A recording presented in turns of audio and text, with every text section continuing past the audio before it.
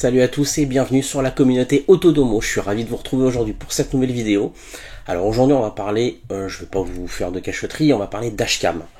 Vous connaissez le principe de la dashcam, hein, vous filmez en général l'avant de votre véhicule, voire l'arrière, pour avoir des images, pour vous sentir entre guillemets, pour avoir plus de preuves et vous sentir plus en sécurité si jamais il vous arrive quoi que ce soit.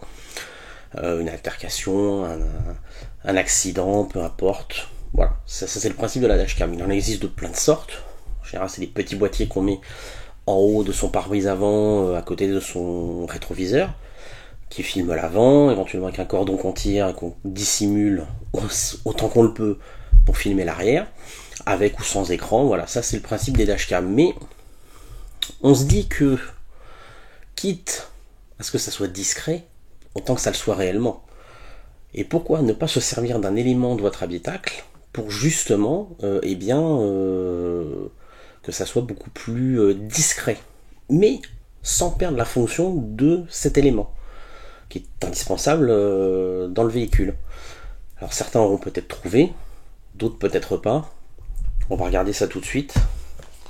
C'est ça. Vu la longueur de la boîte, vous allez vous dire, je commence à voir où il veut en venir. Vous voyez ? Alors c'est la marque Wolfbox. Voilà, donc on va faire un petit tour très rapide de la boîte. Donc le produit est bien mis en évidence. Voilà, sur le dessus de la boîte, le nom de la marque juste en dessous. Et de l'autre côté, on a le modèle, c'est le G900. Et on peut voir derrière juste que il y a quelques informations légales, si on peut dire. Tout le reste de la boîte, il n'y a rien. Voilà, c'est du blanc. Donc on va faire un petit déballage, voir ce qu'il y a dedans, et puis que vous voyez un petit peu comment elle est.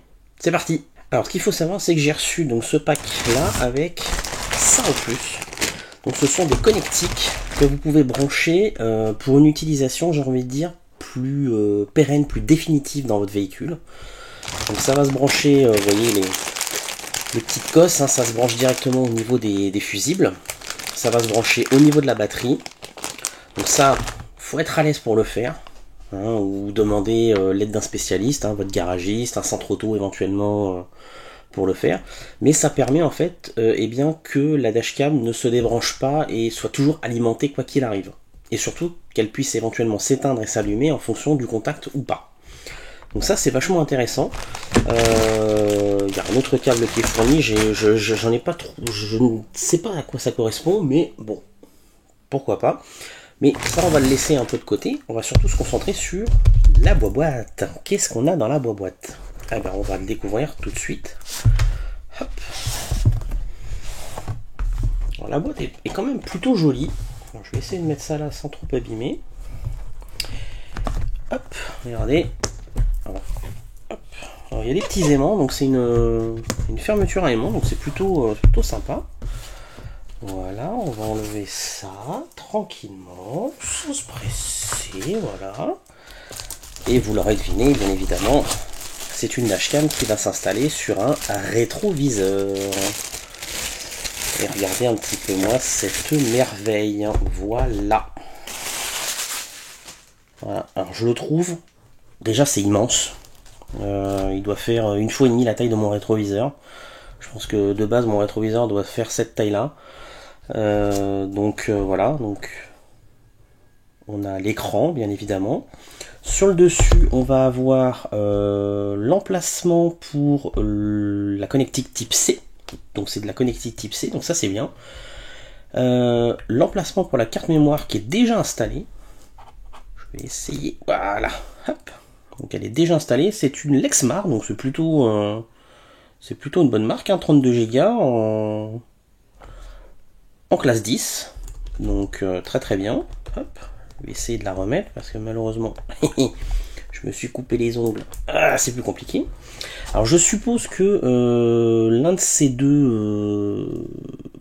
de ces deux prises doit servir pour la connectique qui est là, je pense. À quoi ça correspond, peut-être pour un module GPS, je ne sais pas.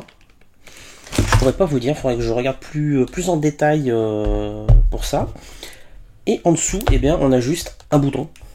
Voilà, tout simplement. Et ici, vous avez les accroches qui vont servir pour enrouler la la dashcam autour de votre rétro. Donc, bien évidemment, il y a des sangles qui doivent être en dessous. Et là, vous avez voilà l'objectif de la caméra, alors qui peut être réglé. J'espère que l'angle est suffisant, parce que je ne sais pas si on le voit, mais ça bouge pas énormément. Donc j'espère que l'angle est suffisant pour que ça filme correctement la route. Ça, c'est une de mes petites inquiétudes, si l'on peut dire.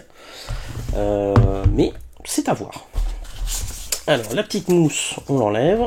Et on va découvrir ce qu'il y a en dessous. Et il y a encore beaucoup de choses en dessous. Beaucoup, beaucoup, beaucoup. Alors, qu'est-ce qu'on a? On a le petit outil qui permet de glisser dans les montants de votre véhicule les câbles pour les dissimuler. Alors, ici, nous avons... Ah oui, je vous ai pas dit, c'est une caméra arrière. Donc, l'un des câbles va servir, je pense, pour la caméra arrière. Enfin, je vois lequel. Alors, il y a deux possibilités pour la caméra arrière. Soit vous la mettez au niveau de votre pare-brise arrière. Il y a aussi la possibilité de la faire passer et de la mettre à l'extérieur de votre véhicule.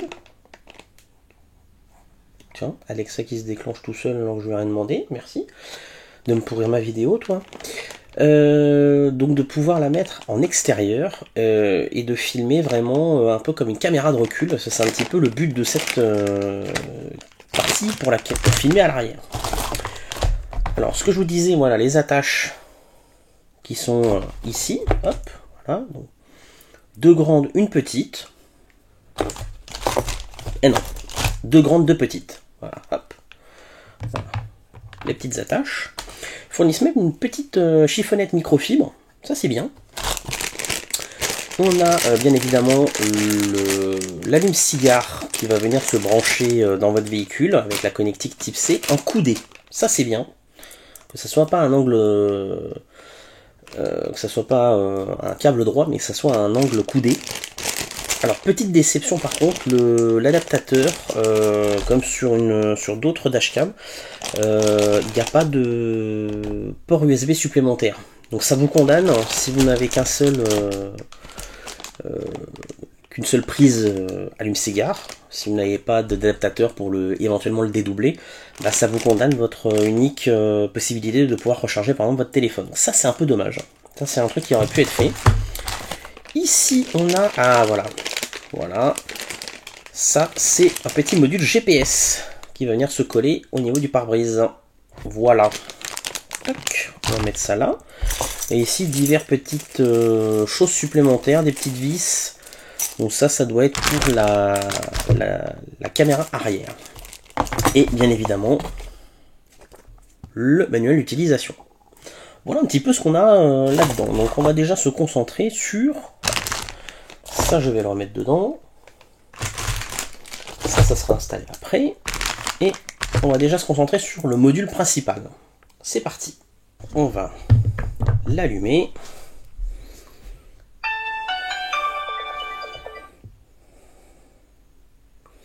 Voilà, donc dès qu'elle est allumée, vous voyez, elle enregistre déjà. Forcément. Alors j'ai laissé la petite pellicule de protection dessus, donc c'est pour ça aussi. Comme vous pouvez le voir, qu'il y a également la date d'inscrite, donc il va falloir aller dans les réglages pour voir ça. On voit que l'écran est tactile. Donc on trouve ici la résolution, donc en 2K ou en 4K. 4K c'est énorme déjà en résolution, le 2K c'est déjà pas mal également, c'est bien au-dessus du 1080. On peut voir le temps d'enregistrement, donc 1 minute, 3 minutes ou 5 minutes de chaque séquence que vous allez enregistrer. Moi j'aime bien prendre le petit compromis à 3 minutes, comme ça c'est ni trop long ni trop court et ça évite d'avoir trop de fichiers dans sa carte SD. Le codage vidéo, donc ça je ne sais pas à quoi ça correspond, H264 ou H265, je peux pas vous dire. Donc je vous dirai des bêtises en disant quoi que ce soit. L'enregistrement sonore, vous pouvez l'allumer ou l'éteindre. Vous voyez, c'est éteindre ou vert. C'est encore une petite traduction un peu bancale à ce niveau-là. Bon, on comprend, mais ça aurait dû être éteindre ou allumer, à la rigueur. Je le précise, les enregistrements audio sur les dashcams en général, c'est pas terrible. C'est un petit plus, mais ça n'enregistrera que dans l'habitacle. il faut pas qu'il y ait de la musique à donf.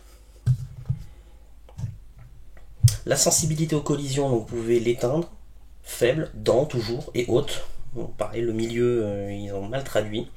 Moi j'aime bien le mettre toujours au milieu. Après c'est à vous de voir selon le véhicule que vous avez et les conditions auxquelles vous êtes soumis. Peut-être que si vous avez énormément de routes défoncées, il faudra peut-être le mettre un peu plus faible pour éviter d'avoir trop de déclenchement. Voilà, ça c'est à vous de voir. Vaciller. Ouais, bon, ça c'est la fréquence, ils auraient pu mettre fréquence, donc 50-60 Hz. Moi j'ai toujours pas compris pourquoi il y avait ça et à quoi ça servait. Bon, si quelqu'un veut me le dire, il n'y a pas de souci, je suis preneur. Le mode écran de veille, donc on peut l'éteindre, on peut éteindre l'écran ou mettre un économiseur d'écran de temps. Donc ça c'est pareil, c'est encore un petit peu mal traduit je pense. Donc on peut allumer ou... Voilà. Moi je vais l'éteindre parce que c'est agaçant comme bruit. On a le volume. La luminosité de l'écran. Vous voyez, en luminosité minimum on est à ça, en luminosité maximum on est à ça. Moi je vous conseille de mettre un petit peu avant, parce qu'il faut penser aussi à la nuit. Pas l'oublier. Le mode d'affichage, donc vous pouvez mettre que la caméra route avant. Retour c'est la caméra arrière. Et ensuite vous pouvez mettre à l'image, image dans l'image, c'est-à-dire un picture in picture. Et vous pouvez le mettre à gauche ou à droite. Donc ça vous permet d'avoir les deux images simultanément à gauche ou à droite de votre écran. Donc ça c'est à vous de le décider. Le mode rétroviseur, vous avez donc le miroir vertical et le miroir horizontal, donc selon comment vous allez le placer, savoir un petit peu comment vous voulez le paramétrer au niveau de la caméra arrière. Donc ça on va voir ça dans un second temps, ne vous inquiétez pas. Et on continue de faire défiler le menu, vous voyez, il y a 4 colonnes. Réglage de la luminosité de la caméra arrière, donc pareil, faible, moyen ou haute, toujours dans la partie moyen, la mauvaise traduction. Le réglage de l'heure, donc l'année, le mois, le jour et l'heure. Donc c'est à l'anglaise, hein, donc bien évidemment le jour est en dernier pour le coup. Vous pouvez afficher l'heure ou pas, si vous le souhaitez.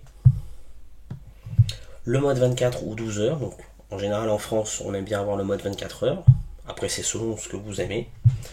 On peut mettre l'heure d'été, donc je me demandais ce que c'était ce réglage là, c'est l'heure d'été. Donc là on est en hiver, donc malheureusement c'est pas encore. On peut choisir le format de... Alors c'est pas le format de l'heure, c'est le format de la date. Donc année, mois, jour, jour, mois, année, ou mois, jour, année. Moi j'aime bien cette configuration là, jour, mois, année. C'est plus simple, je trouve. Le mode inversé, donc vous pouvez passer en plein écran ou en panoramique. Alors ça, il faudra que je vous montre un petit peu à quoi ça correspond. C'est plutôt intéressant, je pense, de le voir en réel. Vous avez un rappel de fatigue. Alors, c'est bien de l'avoir mis, pour le coup. Ça ne reste qu'un compte à rebours. Hein. Je pense que ça compte au bout de 2 heures d'enregistrement, enfin de mise en route. Ça vous dira, attention, il faudra penser à faire une pause. Ça ne détecte en aucun cas le fait que vous soyez fatigué. Ça n'est pas un détecteur de fatigue, c'est un rappel de fatigue, je le précise, mais c'est quand même bien de l'avoir mis. C'est toujours une sécurité en plus. On peut choisir la langue. Voilà, il y a plusieurs langues, hein, anglais, espagnol, italien, allemand, et des langues asiatiques. Nous on est sur le français, ça tombe bien. On peut formater la carte SD, réinitialiser l'appareil et les infos avec le modèle. Donc voilà un petit peu ce qu'on a dans les paramètres. Là vous pouvez voir que on peut couper le son directement. On a un petit pictogramme. On peut toujours régler la luminosité. Vous voyez, hop, avec le doigt, monter, descendre, ça c'est bien, côté droit. Et côté gauche, alors ça doit être un réglage d'ajustement de la lentille, je pense.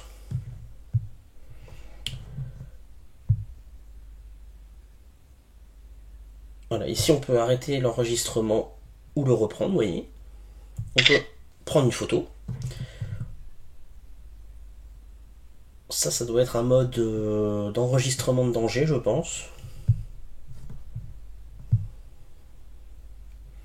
Si on a une séquence que l'on souhaite garder verrouillée dans la carte SD, c'est plutôt bien. Vous voyez, c'est un temps, c'est une barre de progression, et après ça s'en va, et ça revient à un compte à rebours classique. Et là, vous avez accès un petit peu à la bibliothèque de votre caméra. Donc, la caméra avant, les enregistrements verrouillés. Si on peut arrêter l'enregistrement ou le reprendre, ouais. Voilà, donc on m'a entendu. Comme je vous ai dit, hein, l'enregistrement au niveau audio est pas terrible sur ce genre de produit, hein, c'est pas du tout fait pour. Les photos, pareil pour la caméra arrière, voilà, c'est plutôt complet. C'est plutôt complet. Et ce qu'il faut savoir, c'est que vous allez avoir des choses en plus grâce au GPS et à la caméra arrière. Donc on va voir ça dans un second temps. Voilà, donc je voulais vous montrer un petit peu la partie caméra arrière. Alors vous voyez qu'il y a un petit fil rouge qui est dénudé. Voilà, on le voit. Coucou, là. Vous pouvez le voir sur la caméra, vous voyez. Voilà, le petit fil. Et ça va se brancher sur votre feu arrière. Lorsque vous passez votre marche arrière, et bien la caméra va automatiquement s'allumer ici. Voilà. Coucou. Donc ça c'est vachement bien. Ah, vous voyez, hein, on voit mon petit téléphone qui filme hein, avec mon petit anneau de lumière. Et comme je vous disais, hop. Alors, vous voyez le mode d'affichage. On peut ou afficher que la caméra avant, ou que la caméra arrière. Coucou, vous voyez, l'angle est assez large. On voit bien. Hop. Ou le mettre à gauche ou à droite. Donc si vous préférez l'avoir... hop. Voilà, d'avoir la marche arrière de ce côté-là. Ça c'est à vous de juger. Mais je trouve l'idée plutôt intéressante. Donc le réglage de la caméra arrière. Je ne sais pas si on voit une grosse différence, mais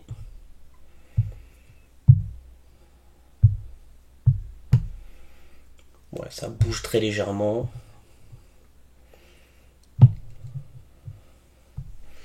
Et donc l'inversion de mode. Hop. Alors là, ça n'a rien changé. Et alors donc, comme je disais, le mode rétroviseur, vous pouvez choisir un miroir. Vous voyez, je suis retourné. Il va falloir retourner à nouveau. Hop.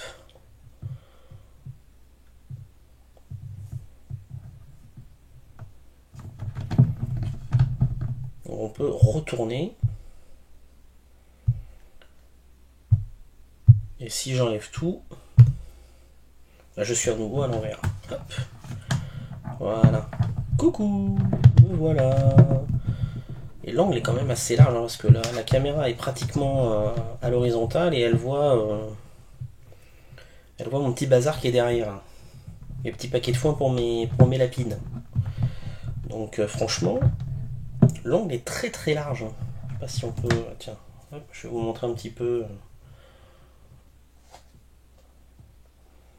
Vous voyez, l'angle est quand même très très large. Faut bien le dire. Me revoilà. Coucou, c'est moi. Donc on peut voir quand même qu'on a toujours la date de ce côté-là, donc ça peut être intéressant d'avoir la caméra arrière de l'autre côté. Ça peut être intéressant.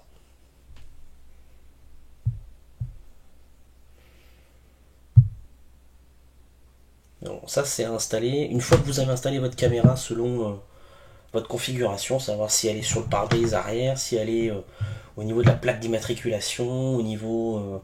enfin voilà, comment elle est placée, si elle est dans ce sens-là, si elle est dans ce sens-là. Bon, bah, vous pouvez, avec ces petits réglages, jongler et voir un petit peu ce qu'il en est. Donc c'est plutôt intéressant. Et de pouvoir le brancher sur la marche arrière, ça c'est également un gros point, très très bon point, pour qu'elle puisse s'enclencher automatiquement. Donc ça c'est vachement bien qu'ils y aient pensé.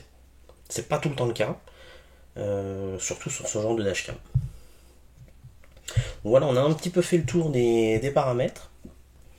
Voilà, hop, je suis à l'envers, coucou.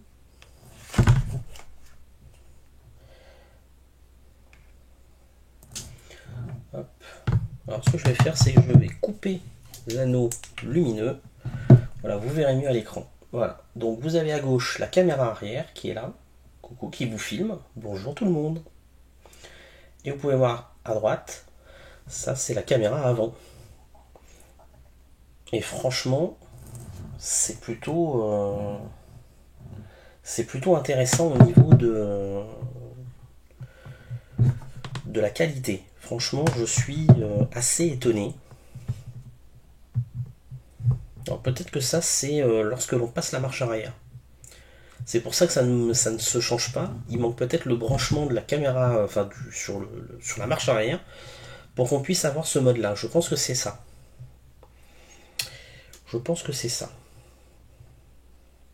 Donc avec le doigt, on peut faire défiler. Savoir quelle configuration on veut. Vous voyez, hop. Donc là, j'ai la caméra avant. Je continue caméra arrière. Là, on split en fonction des écrans. Donc ça, c'est vachement bien. Et juste avec le doigt, vous voyez.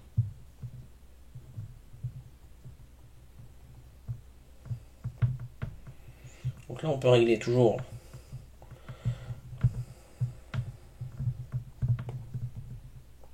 Donc c'est vachement bien. Moi, je trouve que cette cette grande dashcam est quand même bien complète. Et le mieux, c'est de la voir en action, hein, j'ai envie de dire.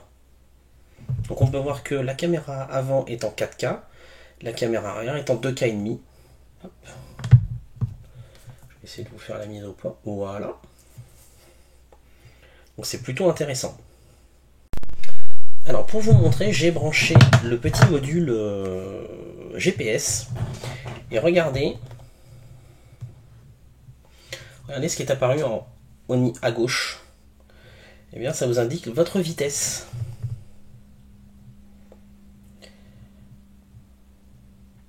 Et on voit qu'il y a il y a des petites choses qui sont apparues. Donc l'unité de vitesse, le fuseau horaire, les informations de GPS et l'affichage GPS. Vous pouvez l'allumer ou l'éteindre. Donc c'est plutôt intéressant d'avoir ce genre d'informations également à hauteur d'yeux. Je trouve ça très très intéressant. Ça ne change pas, vous pouvez toujours splitter pour avoir plusieurs caméras sur le même écran ou pas. Et alors le petit réglage que je cherchais tout à l'heure, vous voyez, on peut régler ce que l'on veut filmer sans bouger. Vous pouvez bien évidemment bouger le... Je vais essayer de vous le montrer. Hop, voilà. On peut bouger, voilà. Zut. Voilà, légèrement bouger l'angle de la caméra, mais on peut le faire aussi via la partie logicielle. Vous voyez. Donc il y a un énorme angle à ce niveau-là. Donc c'est sur la partie gauche quand vous êtes en plein écran sur la caméra avant. Voilà, on peut modifier ce que l'on souhaite filmer. Donc c'est plutôt intéressant également.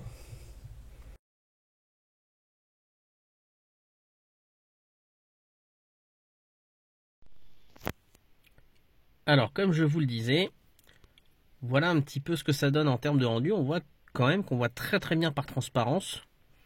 Et que si on ne fait pas la mise au point, eh bien les informations sur l'écran ne se voient quasiment pas. C'est vraiment très très léger, vous voyez, hein, c'est vraiment... faut vraiment faire la mise au point, mais je suis même pas sûr qu'avec mon téléphone, voilà, si j'arrive à faire la mise au point. Voilà. Voilà un petit peu ce que l'on peut voir. Et si je touche l'écran, hop, voilà. Donc là, elle est mise sur la caméra arrière. Bien évidemment, rien n'empêche de splitter l'écran ou de mettre la caméra avant, hein, bien évidemment. Là, tout est une affaire de réglage de luminosité. Moi, je le mets assez bas, justement pour... j'ai pas besoin forcément de voir l'écran. Il n'y a pas besoin que ça filme en soi. Je n'ai pas besoin de le voir. Et là, normalement, au bout de quelques secondes, l'écran, voilà, s'éteint et on repasse en mode rétroviseur classique.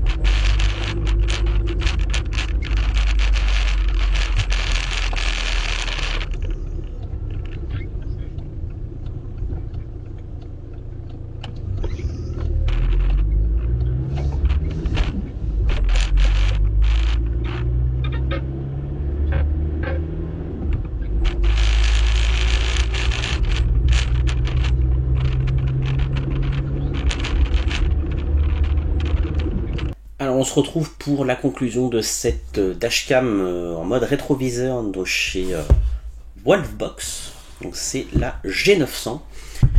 Alors très franchement, il y a des pour et des contre hein, sur cette dashcam. On va passer tout de suite sur les pour. Alors très étonné par la qualité de l'écran, franchement. On voit très bien dessus, on peut régler très facilement la luminosité de l'écran, donc il n'y a aucun problème, l'écran est très réactif, ça marche très bien. La qualité de l'image est largement suffisante, hein. Je vous rappelle qu'on est en 4K quand même, donc c'est exceptionnel. Simplicité d'utilisation, ça je le reconnais. Je vais tout de suite passer sur un tout petit point négatif par rapport à ça. Il y a quand même quelques traductions qui sont un peu mal faites, notamment il y en a une qui m'a fait bizarre. J'ai jamais réussi à régler l'heure correctement et j'ai trouvé pourquoi. L'indication heure d'été en fait chez eux fait que ça indique juste si vous voulez afficher l'heure sur l'écran ou pas. En fait ce n'est pas heure d'été, c'est afficher l'heure. Et en fait il n'y a pas d'heure d'été, en fait il faut gruger le fuseau horaire. Au lieu de se mettre en fuseau horaire plus 1 par rapport au GMT, au Meridian Greenwich, et faut vous mettre sous, alors je sais plus si c'est à 0 ou à plus 2, je sais plus lequel des deux, dans quel sens je l'ai fait. par rapport à l'heure d'été et l'heure d'hiver. Il va falloir gruger avec ça. Donc ça c'est un petit peu dommage. Donc ça c'est une info que je vais leur faire remonter. Pareil sur les petites traductions de bas, moyen et haut. Bah, le moyen, ils ont mis 100, S-A-N-S. Je vois pas pourquoi. Donc ça c'est pareil, mais c'est des petites modifications qui sont à faire. Qui peuvent être faites, hein. C'est du logiciel, c'est de la mise à jour logiciel, donc il n'y a pas de souci à ce niveau-là. En ce qui concerne les points négatifs, il y en a malheureusement certains qui moi m'embêtent beaucoup. Le premier c'est les vibrations. Vous avez beau utiliser, je vais vous montrer, vous voyez ces petits hop.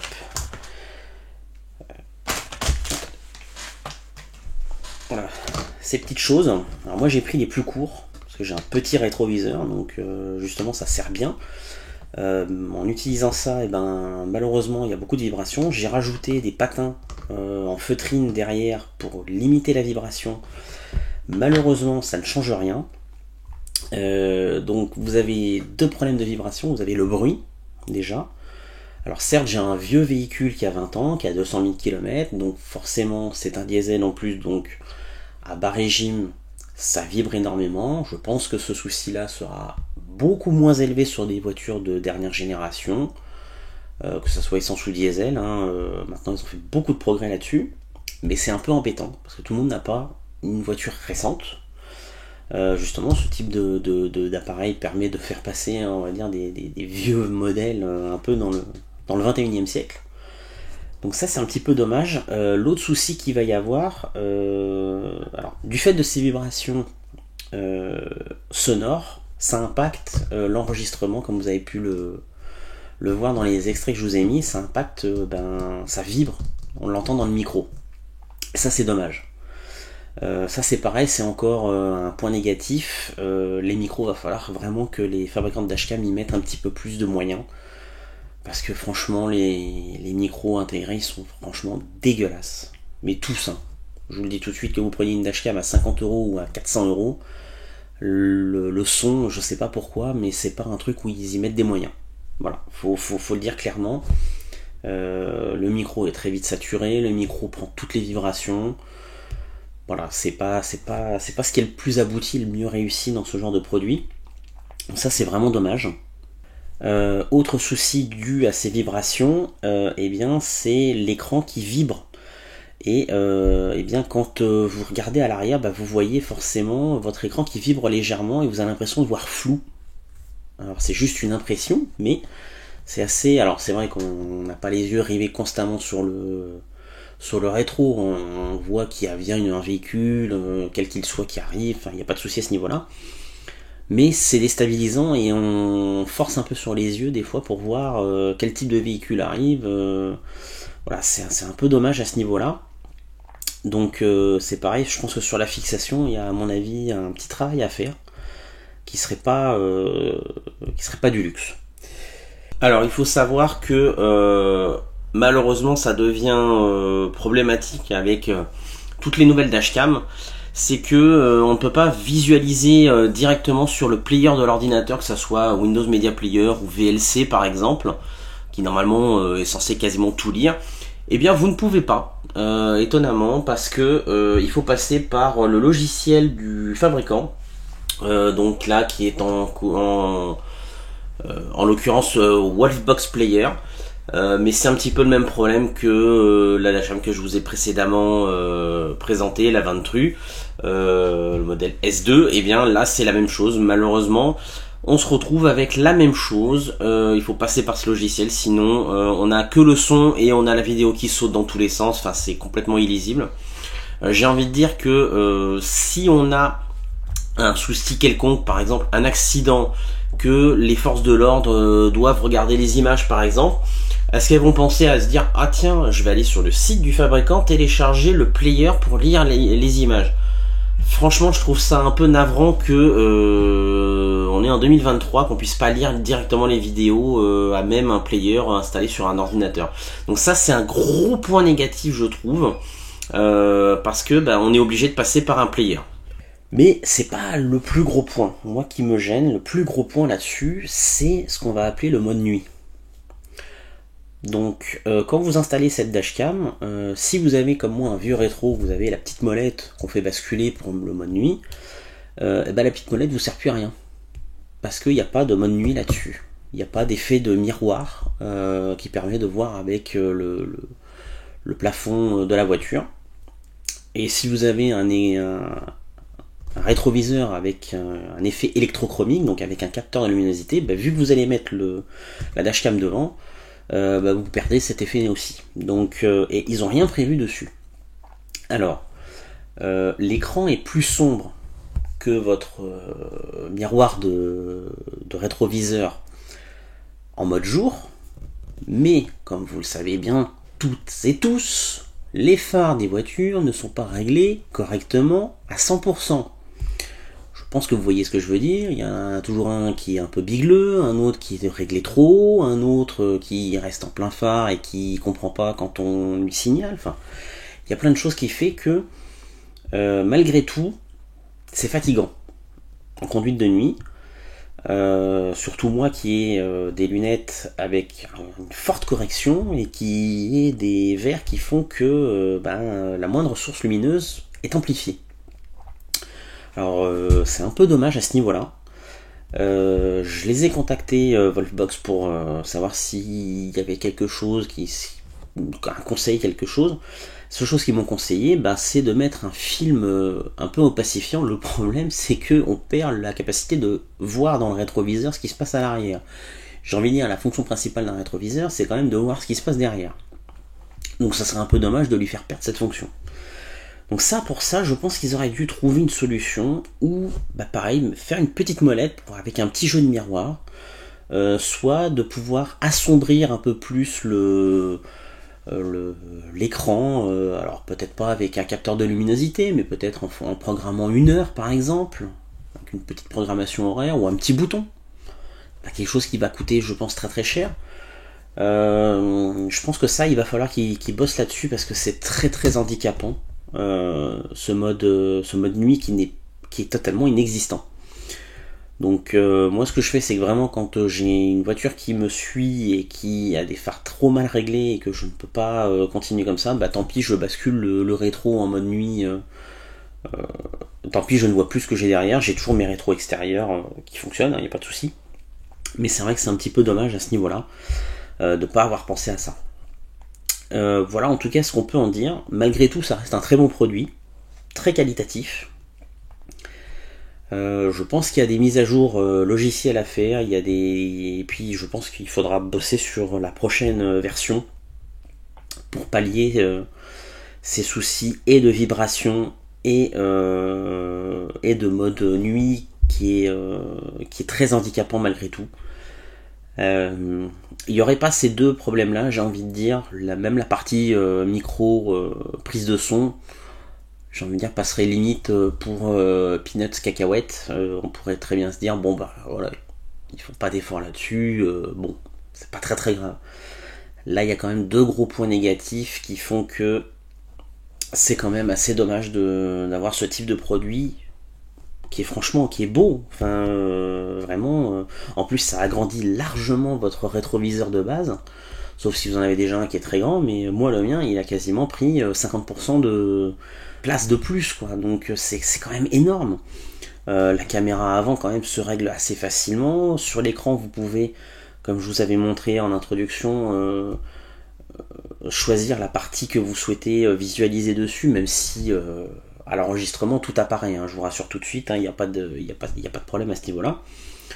La caméra arrière est très bien. Alors elle est faite pour être fixée normalement à l'extérieur du véhicule comme une caméra de recul. Moi malheureusement je ne pouvais pas le faire, donc je l'ai mis à l'intérieur sur mon pare-brise. Ça filme quand même. L'angle est légèrement différent, mais ça filme quand même très très bien. Il n'y a pas de souci à ce niveau-là. Vous avez quand même la possibilité de relier sur votre phare de recul pour avoir un effet... comme une option de caméra de recul, donc ça c'est plutôt bien. Alors j'ai pas pu l'expérimenter parce que malheureusement je ne connais pas le schéma de câblage de mon phare, de mes phares arrière. Je n'ai pas réussi à le trouver. Donc ça c'est un peu dommage. Je ferai peut-être une petite vidéo d'ajout pour cette fonction là si jamais j'arrive à trouver le schéma de câblage. Mais en tout cas, il y a des très bons points sur cette caméra, ça il faut le dire. C'est pas un échec. Par contre, il y a des points négatifs dessus que ça m'embête qu'ils aient pas pensé à ce genre de choses. Voilà. C'est un peu dommage. Mais malgré tout, ça reste un très très bon produit. Donc, n'hésitez pas, si vous avez la moindre question, vous les posez en commentaire, hein, bien évidemment, hein, ou sur le groupe directement. N'hésitez pas à vous abonner à la chaîne, hein, si c'est pas déjà le cas. Un petit pouce, ça fait toujours plaisir. Ça nous fait plaisir, hein, on voit que on bosse pas pour rien. Et puis on se retrouve très bientôt pour une prochaine vidéo. Ciao ciao les amis.